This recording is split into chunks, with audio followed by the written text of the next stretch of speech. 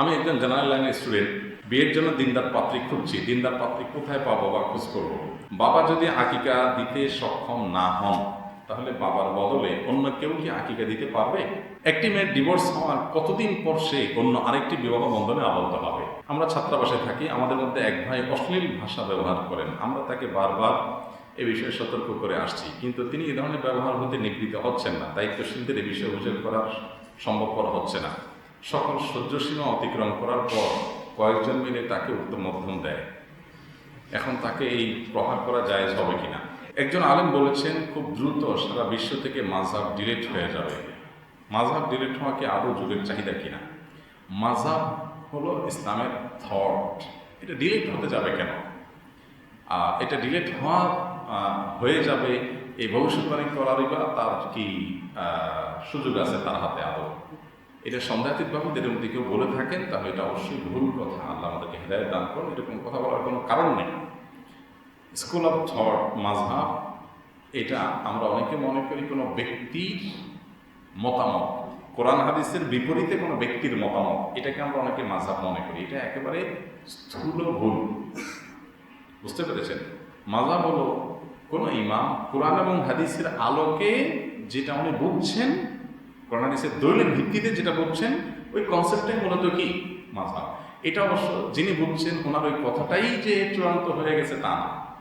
যেমন হানাফি মাযহাব যদি বলি, ইমাম আবু হানিফা রাহমাতুল্লাহ আলাইহি কোরআন হাদিসের আলোকে উনি যে মতামত দিয়েছেন, ওনার টোটাল মতামতের সম্ভবত 1/3, 3/1 মতামত অনুযায়ী খোদ হানাফি মাযহাবে আমল করা হয় না।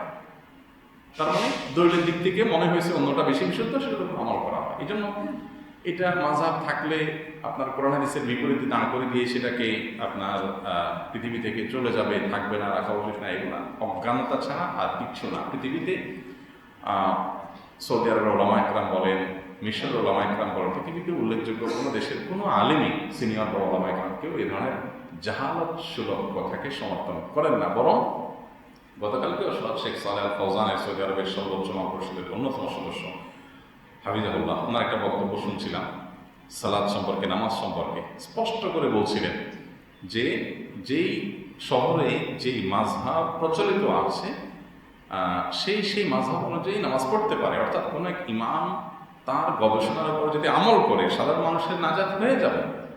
হ্যাঁ, কারণ দলিলের ধার বিবেচনা করার ক্ষমতা আছে, তিনি দলিলের ধার বিবেচনা করতে পারেন, দলিল বিবেচনা করে তিনি আমল করেন, সেটা তার জন্য জায়েজ হতে পারে যদি তিনি সেই দরজা হন বা সেই সুযোগ যদি তার হাতে থাকে। কিন্তু মাযহাবকে ডিলিট করে দিতে হবে, বিদায় করে দিতে হবে, এই কথা কোনো জ্ঞানী মানুষের কথা না। পৃথিবীর কোনো দেশেরই কোনো জ্ঞানী মানুষ এরকম কথা বলেননি। সৌদি আরবের একজন বড় আলিম কিতাব তাওহীদের সম্ভবত ব্যাখ্যায় ওনার একটা এবারত আমার মনে পড়ে, ওনার একটা কথা, সেটা হলো যে ওয়ালাইসা তামাযহুবু বিআহাদিল মাযাহিবিল আরবাআতি আইবুল ইলআবু বিহি। প্রচলিত মাযহাবগুলোর কোনো একটি অনুসরণ করা, ফলো করা, এটা দোষ না। এটাকে দোষ যারা মনে করে তাদের জ্ঞানের স্বল্পতা ছাড়া কিছুই না। আল্লাহ আমাদেরকে হেদায়েত দান করুন। একটি মেয়ের ডিভোর্স হওয়ার কতদিন পর সে অন্য আরেকটি বিবাহ বন্ধনে আবদ্ধ হবে? ইদ্যত শেষ হওয়ার পর। স্বামী যদি তালাক দেন তাহলে একরকম, আর সে স্বামী মারা যান তাহলে আরেক রকম। স্বামী মারা গেলে 4 মাস 10 দিন তিনি অতিবাহিত হওয়ার পর বিবাহ করতে পারেন। আর যদি তিনি গর্ভবতী হন তাহলে গর্ভ খালাস হওয়ার পর তিনি বিবাহ বসতে পারেন। আর যদি এই দুইটার কোনোটা না হয়, বরং ডিভোর্স হয়ে থাকে, তাহলে 3টা মাসিক অতিক্রম হওয়ার পর তিনি অন্যত্র বিবাহ বসতে পারেন। সাধারণত 3টা মাস আর কি অতিক্রম হওয়ার পর তিনি অন্যত্র বিবাহ বন্ধনে আবদ্ধ হতে পারেন। আমরা ছাত্রাবাসে থাকি, আমাদের মধ্যে এক ভাই অশ্লীল ভাষা ব্যবহার করেন। আমরা তাকে বারবার এ বিষয়ে সতর্ক করে আসছি, কিন্তু তিনি এ ধরনের ব্যবহার হতে নিবৃত্ত হচ্ছেন না। দায়িত্বশীলদের এ বিষয়ে অভিযোগ করা সম্ভবপর হচ্ছে না। সকল সহ্যসীমা অতিক্রম করার পর কয়েকজন মিলে তাকে উত্তম মধ্যম দেয়। এখন তাকে এই প্রহার করা জায়েজ হবে কিনা?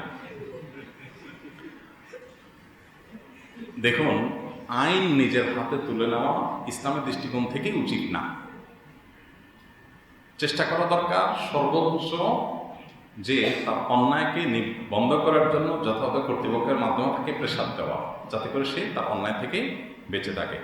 আইন নিজের হাতে তোলার এই রেওয়াজ যদি চালু হয়, আমি আপনাকে মেরে ফেলবো আর বলবো যে হ্যাঁ আপনি এমন কাম করছেন যে মারতে হয়েছে আমাকে, তাহলে সবাই সবাইকে করবে, তাহলে একটা সমাজে শৃঙ্খলা কখনো থাকবে না। এই জন্য এ ধরনের কাজ যথাসম্ভব না করা উচিত। এখন আমি তো বুঝতে পারছি না এখানে কি ধরনের গালি। সাধারণ যদি সবাই গালিগালাজ করে সে তো সবাই ইগনোর করলে হলো, ইগনোর করলেই হলো যে আমি পাত্তা দিলাম না, শুনলাম না, সে গালিগালাজ করতেছে, তার থেকে আমরা দূরে থাকলাম, এটি তো সবচেয়ে সহজ সমাধান। তারপরও অ্যাকচুয়াল সমস্যা কি উপস্থিত হয়ে সরাসরি সাক্ষাৎ করে ডিটেল বললে হয়তো আমরা আরও বিস্তারিত পরামর্শ দিতে পারবো।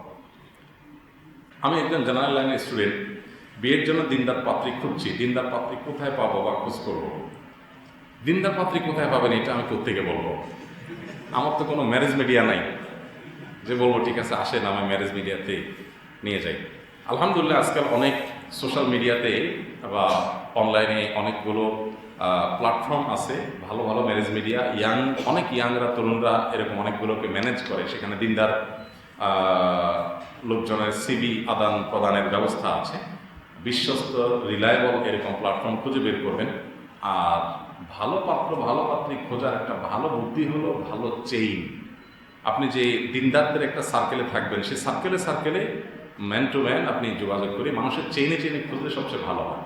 কিন্তু মুশকিল হলো দিনদারের ডেফিনেশনটা কি? মেয়ে বোরকা পরে, ছেলে নামাজ পড়ে আর দাঁড়িয়ে রাখে, এটাই কি ধার্মিকতা?